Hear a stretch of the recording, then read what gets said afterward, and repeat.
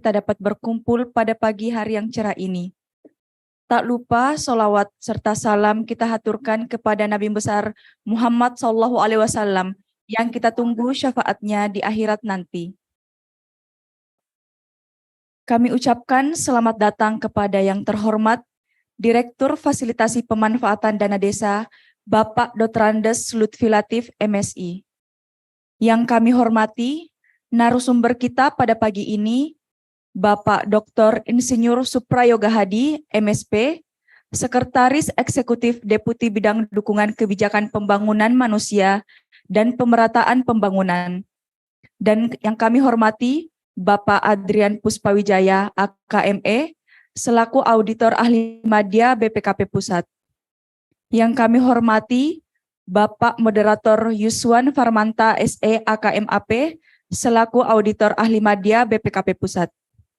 Serta seluruh peserta sosialisasi Peraturan Menteri Desa, Pembangunan Daerah Tertinggal dan Transmigrasi nomor 7 tahun 2023 tentang rincian prioritas penggunaan dana desa, baik yang hadir langsung maupun mengikuti sosialisasi melalui Zoom meeting dan kanal YouTube Direktorat Jenderal PDP.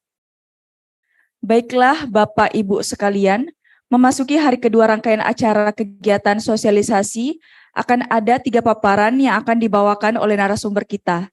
Selanjutnya di sesi pagi ini akan diisi oleh 2 narasumber dari Sekretaris Wakil Presiden dan Badan Pengawasan Keuangan dan Pembangunan yang akan dipandu oleh Bapak Yuswan Farmanta SE AKMAP dari Badan Pengawasan Keuangan dan Pembangunan. Untuk mengefisiensikan waktu, saya mengundang Bapak Moderator untuk mengisi tempat terlebih dahulu. Selanjutnya untuk memimpin sesi paparan diskusi. Tempat dan waktu disilahkan. Terima kasih.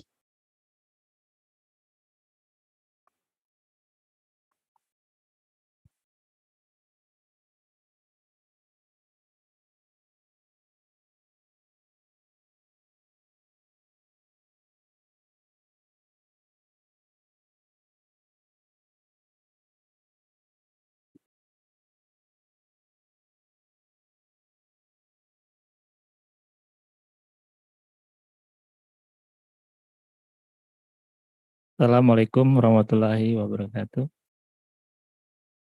Salam sejahtera bagi kita semua. Atas kehadiran pada pagi hari ini, terima kasih dari pembawa acara sudah memberikan waktu dan tempat untuk saya.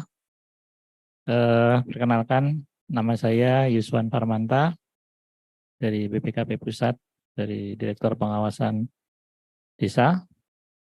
Terima kasih yang terhormat penyelenggara, Bapak Direktur, Pak Lutfi Latif, selamat datang Pak. Yang kemudian juga narasumber kita pada pagi hari ini, Dr. Insinyur Suprayoga Hadi, MSP, yang menjabat sebagai Deputi Bidang Dukungan Kebijakan Pembangunan Manusia dan Pemerataan Pembangunan di Kantor Wakil Presiden Republik Indonesia. Kemudian juga narasumber berikutnya adalah Bapak Adrian Puspawijaya, AKME CRMP CA dari BPKP Pusat. Untuk waktunya mungkin bisa mengambil tempat untuk dipersilakan Pak.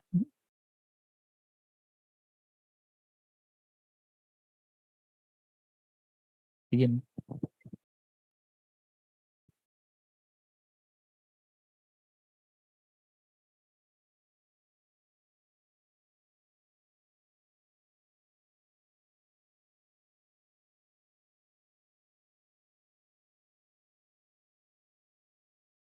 Ya,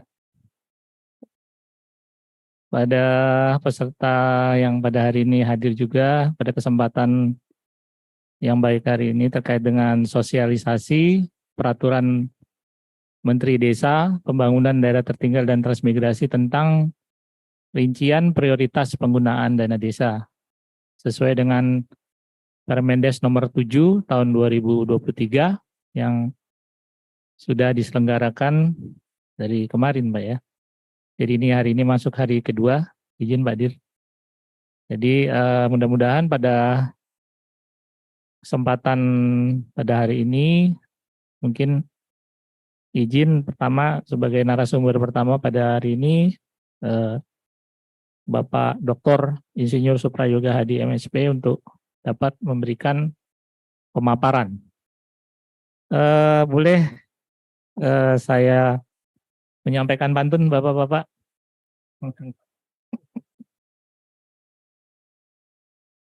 Ya, kalau belum dibuka ini belum seru nih kalau belum ada pantunnya. Ya, Bapak-bapak Ibu, ya jalan-jalan ke Kalibata. Ada kedondong dan pepaya. Dengan sosialisasi Permen Desa prioritas penggunaan dana desa, desa maju dan sejahtera. Ya, ini baru langsung buat tadi barusan. Ya, izin Pak, waktunya sampai jam berapa tadi pembawa acara? Sampai jam ini ya. Jadi waktu mungkin bisa cukup panjang nih Pak. Nanti Bapak untuk menyajikan mungkin bisa 30 menit mungkin. Ya, 20 sampai ini Pak ya. Oke. Ya izin Pak, terserah nanti ini ya. Karena dua pemapar hari ini ya Pak ya. Dipersilakan Pak waktu dan tempat izin Pak. Ya. Baik, Bismillahirrahmanirrahim. Assalamualaikum warahmatullahi wabarakatuh. Selamat pagi, salam sehat ya kita sekalian. Om Swastiastu, Namo Buddhaya, salam kebajikan dan salam sehat untuk kita semua. Pak Direktur, Pak Lutfi yang dihormati, mewakili Pak Dirjen PDP Kemendes. Saya reunian soalnya di Kemendes ini. 8 tahun yang lalu saya Dirjen di sini, jadi ya sempat harus membuka yang gini-gini Pak dalam hal ini. Pak Yuswan selaku moderator, teman-teman BPKP juga Pak Adrian, teman-teman dari tempatnya Pak Raden nih, tempatnya Pak Wasis. Bapak Ibu sekalian yang saya hormati dari yang hadir baik itu secara daring maupun luring di ruangan ini. Saya diminta untuk memberikan penjelasan mengenai kebijakan ataupun strategi pengentasan kemiskinan dan penghapusan kemiskinan ekstrim di tahun 2024. Karena kita sedang membahas sosialisasi Permen Desa tentang prioritas pemanfaatan dana desa tahun 2024. Dan tahun-tahun ke belakang kita tahu sekali bahwa salah satu prioritas pemanfaatan dana desa adalah untuk kemiskinan. Jadi ini udah nggak bisa dibantah lagi. Jadi sudah sangat jelas bahwa salah satu prioritas pemanfaatan dana desa adalah untuk pengentasan kemiskinan. Dan lebih dalam lagi 2 tahun terakhir untuk penghapusan kemiskinan ekstrim. Jadi kalau kita sudah melihat ini sebagai satu prioritas pemanfaatannya, maka mau tidak mau, suka tidak suka, siap tidak siap, maka pengalokasian dana desa itu harus punya afirmasi kepada upaya kita untuk mengentaskan kemiskinan atau penghapusan kemiskinan ekstrim. Next, saya ingin coba mulai dengan beberapa angka-angka yang mungkin Bapak Ibu sekalian mungkin posisi kita di mana ya dalam hal ini. Saya ada 4 hal, mungkin nggak sampai 30 menit Pak Iswan, mungkin sekitar 15-20 menit lah. Next slide berikutnya, saya ingin coba untuk mulai dengan conditioning yang ada di dalam kaitannya dengan posisi kita di mana. Kemiskinan kita sekarang berada pada angka 9,36%. Masih relatif berat sebetulnya. Kita upayakan untuk menurunkan ke 7,5% tahun 2024. Itu sesuai dengan target RPJM 2020-2024. Tapi untuk kemiskinan ekstrim, alhamdulillah kita sekarang sudah dalam angka 1,12%. Target kita 0 sampai 1% di 2024. Atau mendekati 0%. Insya Allah ini bisa kita capai. Kita optimis lah dalam hal ini. Kita bisa capai. Oleh karena itu dengan angka ataupun tren yang sudah relatif menurun, kita harapkan konsistensi aja kita. Yang selama ini udah dikawal oleh Pak Lutfi dan kawan-kawan di Kemendes, juga teman-teman BPKP selalu juga memonitor, memverifikasi dan sebagainya. Alhamdulillah sudah on the right track lah istilahnya dalam hal ini. Jadi kita sudah benar-benar menuju kepada penghapusan miskin ekstrim, sekaligus juga penurunan angka kemiskinan secara signifikan. Walaupun untuk kemiskinan masih ada beberapa yang kita ingin coba untuk selesaikan secara lebih cepat. Nah, berikutnya, next slide berikutnya, saya ingin mencoba untuk menggambarkan bahwa slide next. Di dalam konteks ini kita bisa melihat bahwa sebetulnya lebih dari setengah penduduk miskin itu berada pada wilayah desa dan pedesaan. Jadi sangat valid sebetulnya kalau umpamanya dana desa dari tahun ke tahun dan untuk kedepannya juga itu selalu berorientasi pada bagaimana kita bisa mengentaskan kemiskinan yang ada di desa maupun di kawasan pedesaan. Karena disitulah sebetulnya keberadaan dari masyarakat miskin maupun miskin ekstrim dalam ini. Nah, slide berikutnya, saya ingin mencoba menggambarkan bahwa yang namanya kemiskinan ini sangat dinamis. Tetangga kita yang tadinya tidak miskin, bisa jadi miskin. Tetangga kita sebelah lagi, tadinya miskin menjadi tidak miskin, bisa juga. Jadi dinamika kemiskinan itu juga sangat tinggi sebetulnya dalam hal ini. Kalau nggak kita jaga, maka yang sebetulnya sudah terentaskan dari kemiskinan tidak kita jaga, dia akan kembali ke miskin dalam hal ini. Jadi tingkat kerentanan miskin ini juga masih sangat tinggi sebenarnya untuk kita perhatikan dalam hal ini. Nah, oleh karena ini di data yang kami sampaikan di sini sebenarnya kita menunjukkan bahwa contohnya antara tahun 2021 ke 2022 ternyata ada penambahan orang yang tadinya tidak miskin menjadi miskin. Ada sekitar 940.000 jiwa. Tapi lebih baiknya adalah ada yang tadinya tidak miskin, miskin menjadi tidak miskin, itu lebih besar. Sekitar 1,14 ribu jiwa dalam hal ini. Jadi ini menunjukkan bahwa dinamika graduasi dalam hal ini antara yang miskin menjadi tidak miskin, yang tidak miskin akhirnya menjadi miskin dan sebagainya itu selalu terjadi dalam hal ini. Oleh karena itu kenapa kita walaupun contohnya dana desa umpamanya selama ini sudah dianggap berhasil mengentaskan kemiskinan. Dan kemudian kita stop. Kita tidak lagi ngurusin kemiskinan deh. Ada kemungkinan besar bahwa nanti akan ada miskin lagi dalam hal ini. Orang akan turun lagi menjadi miskin. Karena tidak di-maintain dalam hal ini. Nah, ini hal-hal yang saya pikir menjadi penting untuk kita perhatikan. Dan kita sudah punya yang namanya data yang cukup lengkap. Tadi saya sempat diskusi dengan Pak Direktur, Pak Lutfi. Ada data P3KE, ada data DTKS. Sekarang insya Allah ke depannya nanti kita akan gunakan data Reksosek dan sebagainya. Itu tuh benar-benar kita lihat sebagai upaya kita untuk supaya pensasaran ini benar-benar tepat sasaran. Pensasaran ini benar-benar tepat program. Pensasaran ini benar-benar tepat alokasi dan tepat penggunaan. Jadi ini benar-benar harus kita perhatikan betapa pentingnya data ini menjadi hal yang harus kita pentingkan. Nah, slide berikutnya, next berikutnya. Nah, yang berikutnya ini untuk membandingkan sebenarnya tadi yang saya bilang, slide, antara kemiskinan dengan kemiskinan ekstrim. Kalau kemiskinan dengan angka yang sekarang masih 9,36, kita upayakan turun sekitar 7,5 menjadi 7,5% tahun depan, dibandingkan dengan yang 1,12% kemiskinan ekstrim, yang kita upayakan kita turunkan menjadi 0, sampai 0,5 katakanlah tahun depan, itu kan sangat lebih mudah untuk yang kemiskinan ekstrim. Karena kita benar-benar fokus kepada desil 1. Itu yang kita sebut dengan yang keraknya kemiskinan lah istilahnya di desil 1 itu. Nah, ini yang benar-benar kita coba fokuskan.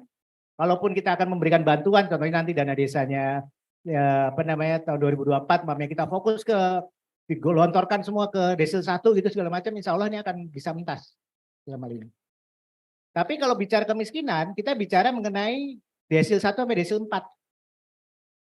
Ada 40% sebetulnya dalam hal ini jumlah penduduk kesejahteraan dalam hal ini yang harus di cover. Nah, itu memang tidak mudah.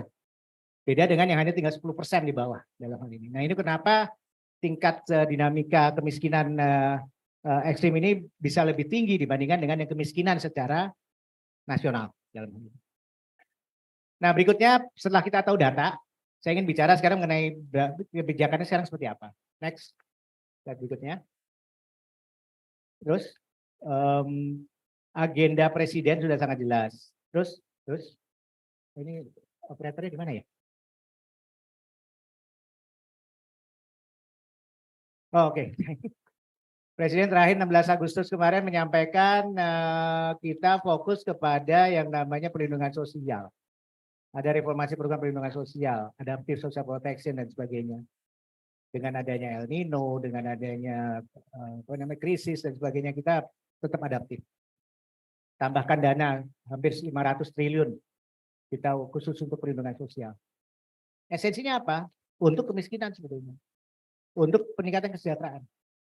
Kemajuan desa yang lebih dari 70 triliun, itu kan sebenarnya fokusnya lebih kepada konteks kesejahteraan juga dalam hal ini.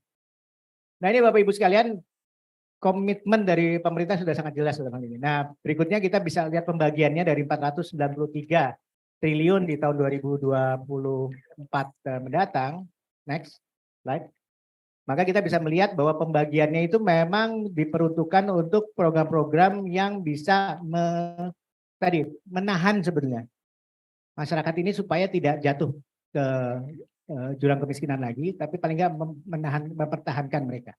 Makanya ada yang sifatnya adalah bantuan untuk pengurangan beban, seperti bansos, ya, sembako, BLT dan sebagainya. Itu konteksnya adalah bagaimana kita bisa memaintain kondisi mereka. Nah ini menjadi penting sebenarnya untuk kita jaga supaya tidak mereka terjerumus lagi ke konteks yang lebih miskin. Nah ada 3 cara, slide berikutnya, 3 cara yang kita upayakan untuk bisa mencapai hal tersebut. Atau pemanfaatan dana yang hampir 500 triliun tadi. Yang pertama tadi saya sampaikan, pengurangan beban pengeluaran. Ini yang disebut dengan bantuan-bantuan sosial, perlindungan sosial dan sebagainya. Itu kita kenal selama ini ya, dengan PKH, ada sembako, ada BLT dan sebagainya dalam hal ini. Nah yang kedua, ini yang sebenarnya untuk mempertahankan mereka supaya tidak lagi jatuh turun, yaitu yang namanya dengan pemberdayaan ekonomi masyarakat. Makanya terima kasih banget, saya paham sekali teman-teman Kemendes juga sangat concern dengan upaya untuk meningkatkan perekonomian di tingkat desa melalui dana desa, apakah melalui BUMDes, apakah melalui BUMADes dan sebagainya. Saya rasa ini menjadi penting untuk kita tetap pertahankan karena memaintain kegiatan ekonomi di pedesaan itu menjadi penting. Pemberdayaan masyarakat desa melalui pelatihan, vokasi dan sebagainya. Supaya mereka bisa masuk ke lapangan kerja, bisa masuk ke employment dalam hal ini, opportunity. Nah ini menjadi penting sebenarnya untuk kita perhatikan. Jadi selain pengurangan beban, tapi juga yang disebut dengan pemberdayaan ekonomi masyarakat miskin. Dan yang terakhir, mengurangi minimalisasi kantong-kantong kemiskinan. Secara geografikal kita nggak bisa pungkiri di beberapa daerah 3T namanya tadi ya. Itu banyak sekali yang seperti tadi barusan diskusi dengan Pak Direktur Pak Lutfi, daerah tertentu 3T dan sebagainya itu bagaimanapun dari sejak awal pun mereka juga daerah-daerah yang sangat tertinggal, sangat miskin dalam hal ini. Harus ada afirmasi khusus untuk itu. Jadi nggak bisa istilahnya bahasa Jawanya gebiah uyah, mengeneralisir dalam hal ini. Tapi ada beberapa daerah yang memang memerlukan perhatian khusus, afirmasi khusus. Jadi 3 ini Bapak Ibu sekalian, kita sudah sangat paham pengurangan beban, pemberdayaan ekonomi, dan minimalisasi dari kantong-kantong kemiskinan atau enclave dalam hal ini. Next. Nah Bapak Ibu sekalian, kita sudah paham ada yang namanya data P3KE. Teman-teman BPKP alhamdulillah juga sudah mengendorse selain data DTKS ya, sebagai data pentataran untuk pemanfaatan atau percepatan penghapusan kemiskinan ekstrim dalam hal ini. Sudah digunakan oleh 22 kementerian lembaga dan digunakan oleh semua daerah dalam hal ini untuk itu. Nah Bapak Ibu sekalian, slide berikutnya ini menjadi penting. Saya ingin coba tekankan di ada apa namanya, kenapa pentargetan menjadi penting. Ini first thing first. Semua orang selalu bilang kan, oh ini nggak tepat sasaran. Udah digelontorkan duit berapapun kalau nggak tepat sasaran ya udah akhirnya nggak jadi apa-apa gitu dalam hal ini. Slide berikutnya next. Kita bisa next, bukan ke belakang, ke depan. Next. Satu lagi. Ada time lag ya? Kenapa ya? Karena ada filenya kan? Nah ini.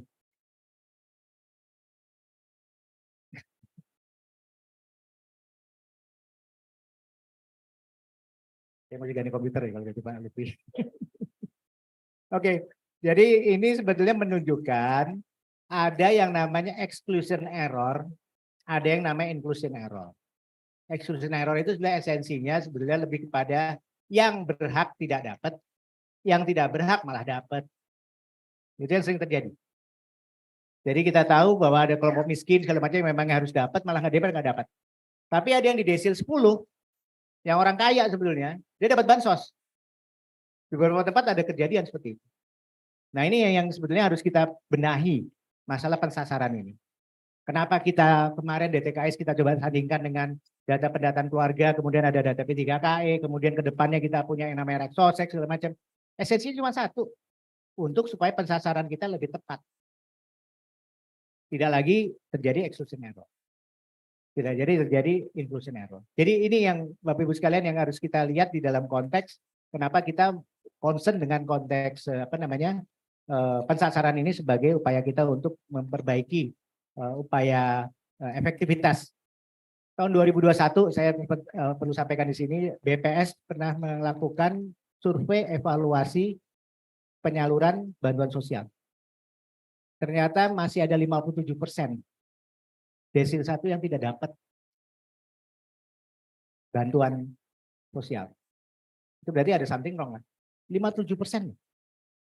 Berarti kan salah kita menyalurkannya. Malah ada yang sampai sekitar 2,5% desil 10 yang dapat. Itu kan berarti orang kaya tapi dapat bansos. Sempat heboh kan waktu itu, Agus Pambagio contohnya dapat bantuan sosial, ribut ya. Saya kan bukan orang miskin tapi dapat bantuan sosial juga. Jadi ini hal-hal yang kadang-kadang harus kita lihat secara lebih khusus. Nah, Bapak Ibu sekalian, saya ingin langsung aja ke slide berikutnya. Ada hal yang setelah pensasaran, kunci kedua, slide berikut next. Berikutnya satu lagi. Nah ini, kunci kedua yang harus kita perhatikan adalah konvergensi program. Kalau saya nanya dengan Pak Direktur, Pak Lutfi, berapa sih jumlah program yang ada di tingkat desa? Puluhan. Tidak hanya dari Kemendes, tapi dari Kementerian A, B, C, D, semuanya ada, semua macam-macam. Termasuk bantuan-bantuan sosial contohnya. Setelah kita identifikasi, untuk kemiskinan contohnya, paling tidak ada 8 program yang dalam tanda kutip wajib diberikan kepada kelompok masyarakat miskin dan masyarakat miskin ekstrim. Masalahnya, dari 8 program tadi, yang dapat ke 8-8-nya itu hanya 0,01%. Yang dapat 3 program, 6 program atau 5 program itu hanya 0,37%. Sementara yang hanya dapat 1 program itu sekitar 33%.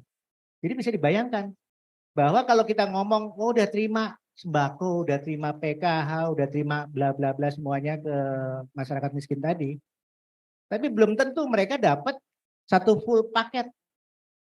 Bisa-bisa mereka cuma dapat 2, cuma dapat 3 gitu, tidak dapat 8.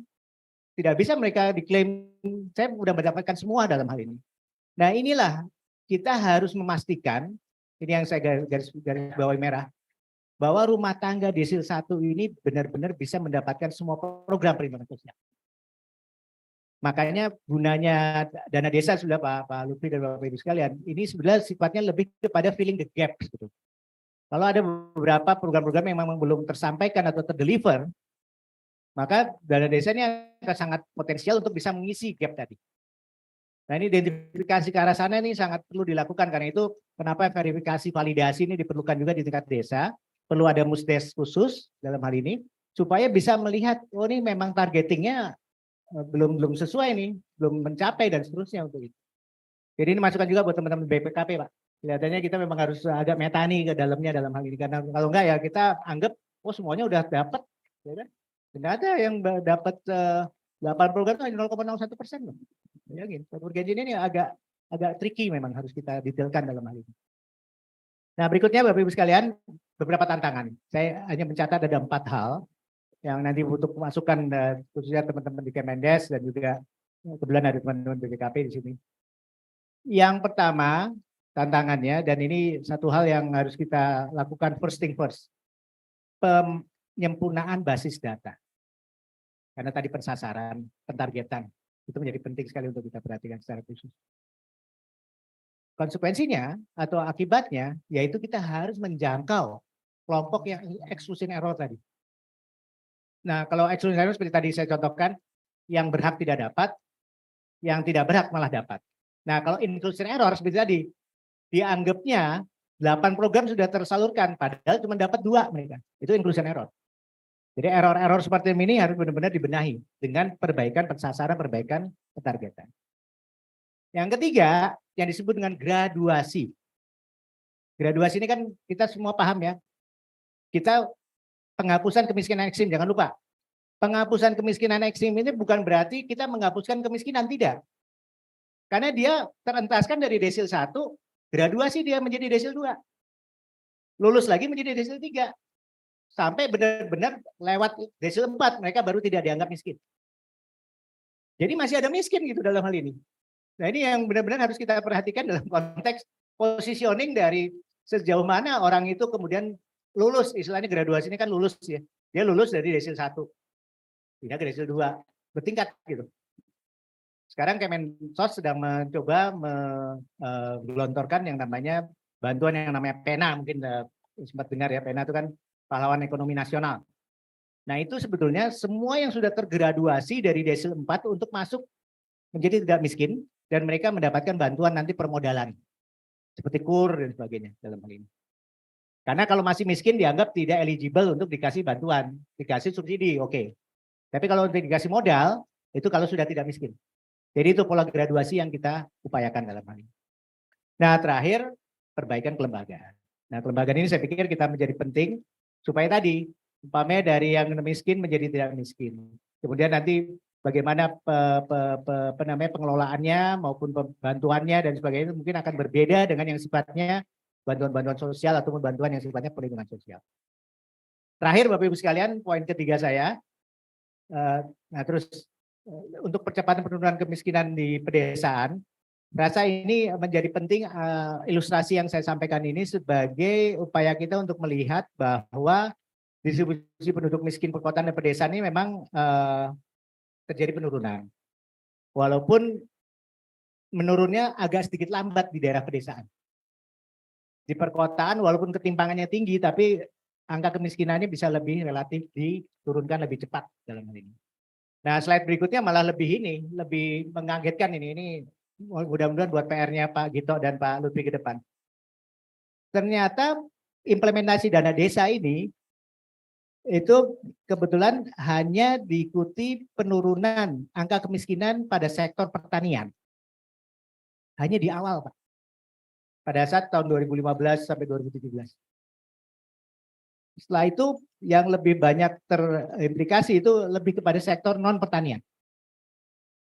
Nah ini juga hal yang mungkin analisis kami dari TNP 2K mungkin bisa nanti ditelaah lebih lanjut Pak dalam hal ini dalam kaitannya dengan bagaimana sektor pertanian dan sektor non pertanian itu benar-benar bisa berkontribusi secara produktif ya dalam hal ini untuk bisa mengentaskan kemiskinan yang ada di tingkat pedesaan.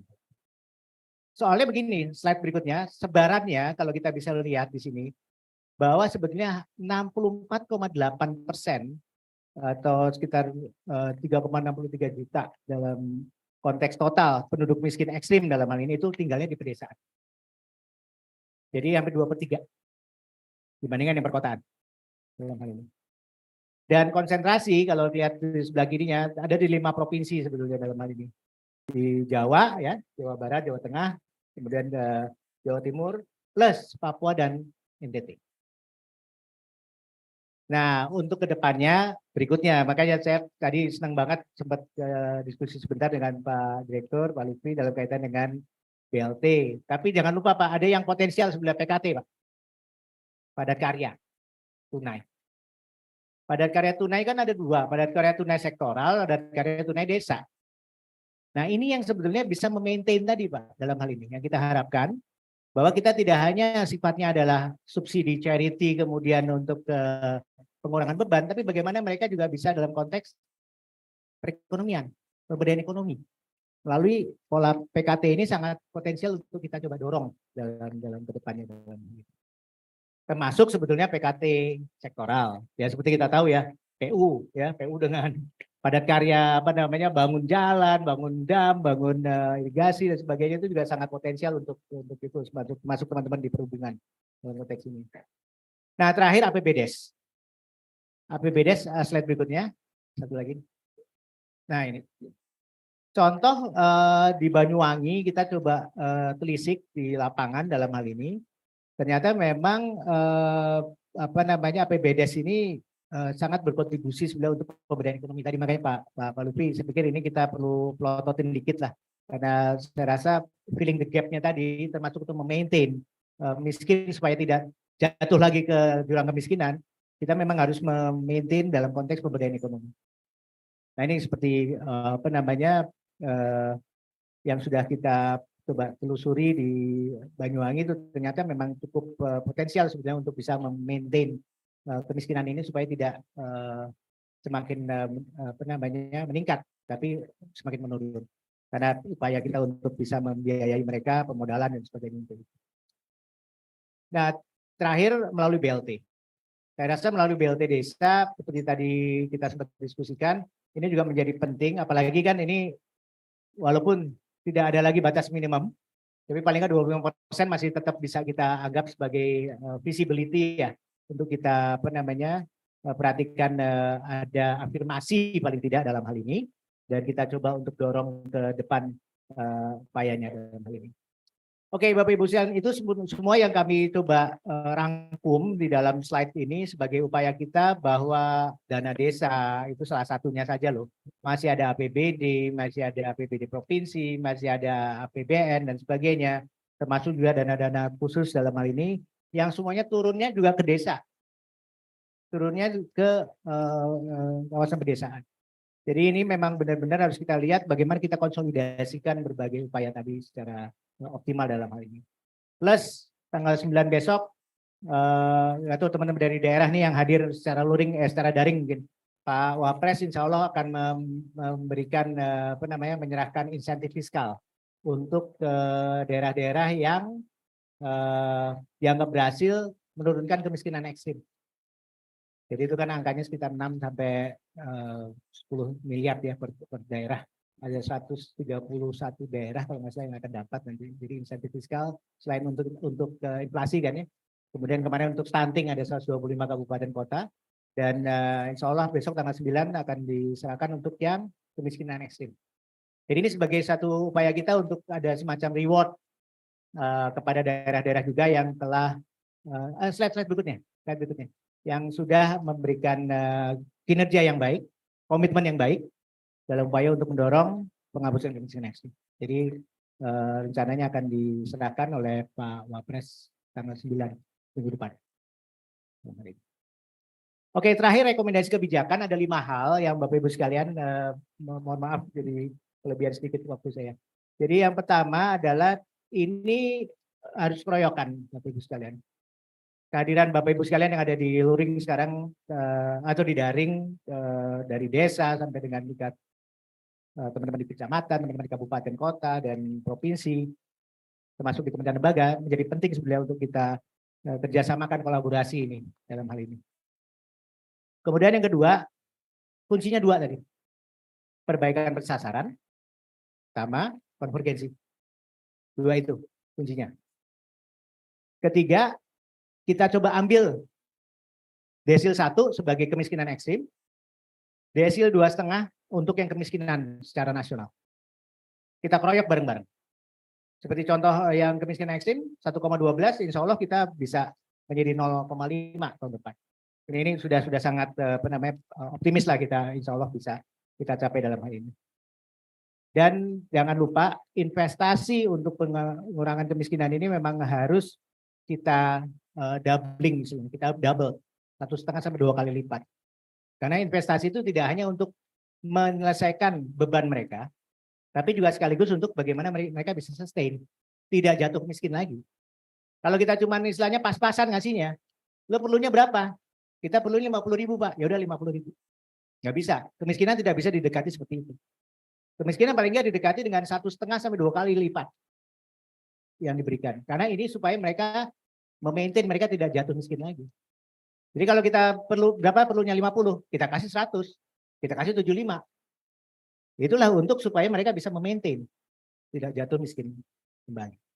Jadi itu rumusnya Pak, kira-kira formula yang kita sudah coba exercise dan secara global ini proven. Dan terakhir untuk kemiskinan di 2024, insya Allah kita sedang mencoba melobi beberapa pendekatan-pendekatan termasuk penebalan bansos. Termasuk tadi pola graduasi. Apabila yang sudah selesai, mereka diharapkan bisa nanti kita berikan bantuan-bantuan yang sifatnya permodalan. Ini supaya sustainability-nya dari upaya mereka miskin secara gradual, secara graduasi, sampai dengan benar-benar tidak miskin, itu benar-benar bisa kita kawal secara bersama-sama. Saya rasa itu mungkin Bapak Ibu sekalian, Pak Direktur, Pak Lutfi, Pak moderator, dan Bapak Ibu sekalian yang hadir. Sementara yang bisa kami sampaikan mungkin dalam diskusi nanti kita bisa perdalam lagi. Demikian, makasih. Assalamualaikum warahmatullahi wabarakatuh. Ya, Waalaikumsalam. Kita beri aplaus dulu pada Bapak Yuti.